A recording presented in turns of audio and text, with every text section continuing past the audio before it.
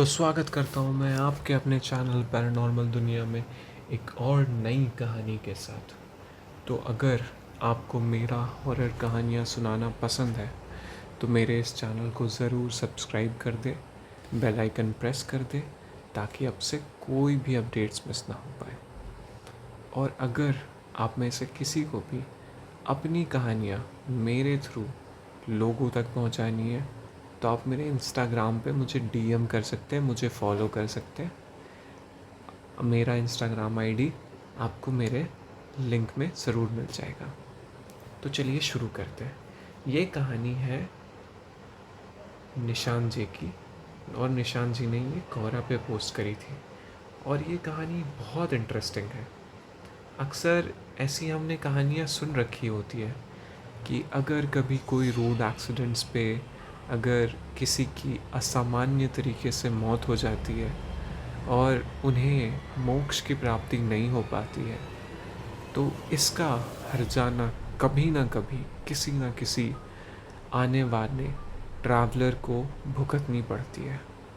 तो शायद ये उनको नहीं भुगतनी पड़ी, बट ऐसा कुछ हो सकता था जो उन्हें भुगतना पड़ सकता था। अच्छा है कि हमारे लेखक साहब उस स्थिति से सही सलामत निकल आए। तो चलिए सुनते हैं अब उनकी ज़ुबानी ये कहानी चंडीगढ़ की। हुआ यूँ कि मैं अपने 4 दोस्तों के साथ मनाली से चंडीगढ़ जा रहा था। होटल का आरक्षण पूरा हो गया था और हमने सुबह जल्दी चेक इन करने में सक्षम होने के लिए रात भर ड्राइव करने का फैसला किया। हम रात के करीब 3 बजे चंडीगढ़ बॉर्डर के पास थे और एक पहाड़ी रास्ते पर थे। मुड़ता और झुकता है। अचानक हमने देखा कि अचानक से हमने ये देखा कि एक सफ़ेद कोरोला एल्टिस सड़क के चट्टान के किनारे खड़ी है। पार्किंग लाइट और ब्लिंकर, और उसके बगल में एक लड़की एक सुंदर गुलाबी टॉप और जीन्स में हमसे लिफ्ट मांग रही है। तो हम 4 दोस्त थे। हम चारों के बीच में कानाफूसी और बड़बड़ाहट शुरू हो गई कि क्या करें। इस बारे बताया जाए कि हमें वहाँ रुकना चाहिए और उसकी मदद करनी चाहिए या नहीं। 3 पक्ष में थे और एक ये कहने के सख्त खिलाफ था कि उसे कुछ बुरा लग रहा है। और सभी तो जैसे ही मैंने उसके पास कार धीमा किया और शीशा नीचा खींच लिया, तभी मेरा दोस्त ज़ोर से चिल्लाया, गाड़ी चलाओ भाई, रुको मत। मैंने दोबारा बिना सोचे समझे एक्सीलेटर दबा दिया। जैसे ही हमने उसे पार किया, कार में कुछ तेज़ गुलाबी सुगंध भर गई जो उसने पहन रखी थी।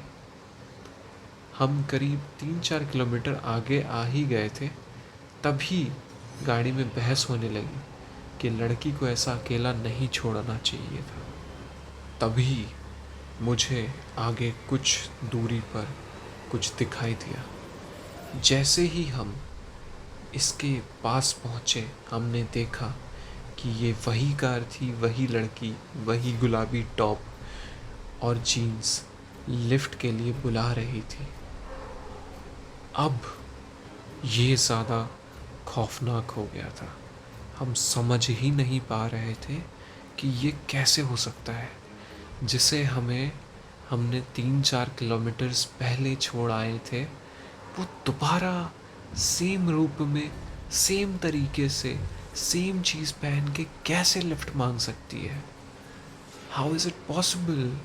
और वो इतनी जल्दी कैसे शिफ्ट हो सकती है। हम सारे डर से सफ़ेद हो गए थे। मैंने कार को किसी भी चीज़ की तरह दौड़ाया। बाकी यात्रा के लिए किसी ने कुछ नहीं कहा।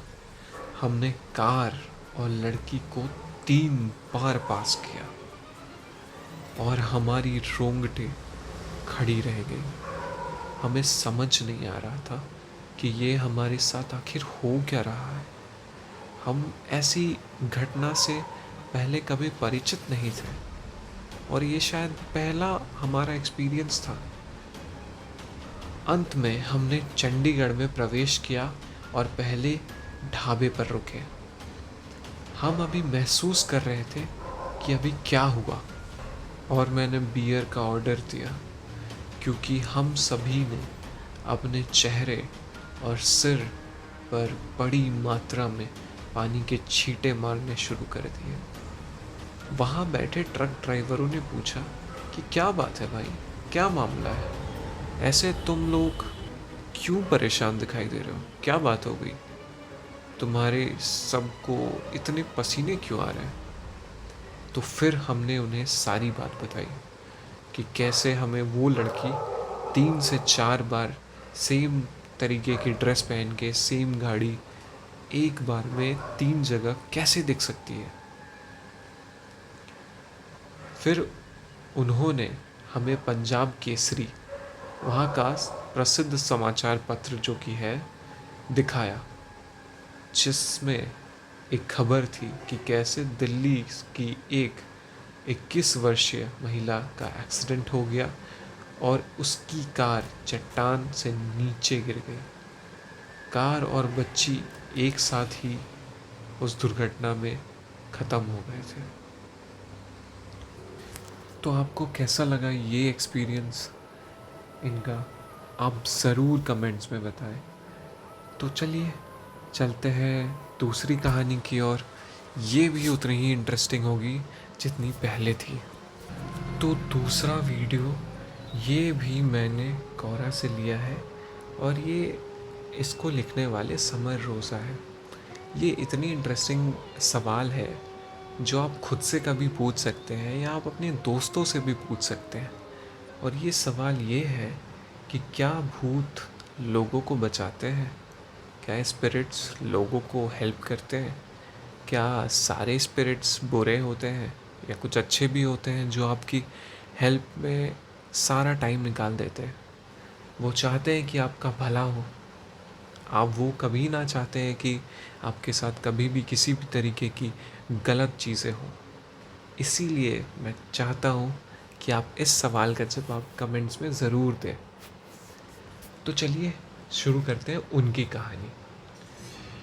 हम 8 साल के थे और बिना फुटपाथ वाली सड़क के किनारे चल रहे थे। बहुत तेज़ हवा चल रही थी और जब हम बातें कर रहे थे और हंस रहे थे, अचानक एक कार मेरे दोस्त के ठीक पीछे से निकली जो सड़क के किनारे चल रहा था। निश्चित रूप से ये उसे हिट करने वाला था। मैंने इसे अपनी आँख के कोने से देखा और अपना सिर उस पर चिल्लाने के लिए घुमाया जब ये दोनों हाथ उनकी बाहों के नीचे पहुँचे और उसे कंधे पर उठा लिया। मैंने उसकी ओर देखा, वो भूत की तरह सफ़ेद था और उसने मुझसे पूछा, अभी क्या हुआ? मैंने उसे बताया कि मैंने क्या देखा और उसने मुझे बताया कि उसने क्या महसूस किया, और वो दोनों एक जैसे थे। हमने ठीक वैसा वर्णन किया। कोई हमारे लिए बाहर देख रहा था।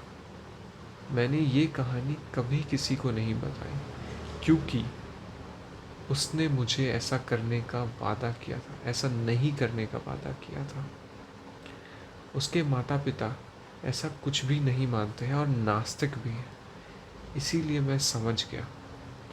हमने इसके बारे में फिर कभी बात नहीं की। स्नातक होने के बाद मैंने उसे फिर कभी नहीं देखा क्योंकि हम दोनों दूर चले गए। ये कहानी छोटी सी तो थी दोस्तों, पर इस कहानी में आखिर ये समझ आता है कि वे भी हमारी हेल्प करना चाहते हैं अगर हम इंटेंशंस गलत ना रखें। इंटेंशंस बहुत मैटर करती है लोगों के लिए। आई होप आपको मेरी कहानियाँ सुनाना पसंद आ रही है। आप आगे भी मेरी कहानियाँ सुनते रहना। आपको अगर अपनी कहानियाँ मुझे टेक्स्ट करनी है तो आप मेरे इंस्टाग्राम हैंडल पे ज़रूर टेक्स्ट कर सकते हो। मेरा इंस्टाग्राम हैंडल आपको लिंक में बिलो कमेंट्स में आपको ज़रूर मिल जाएगा। तो थैंक यू वेरी मच आपको कहानियाँ सुनने के लिए। आप अपना ध्यान रखना। शुभ रात्रि।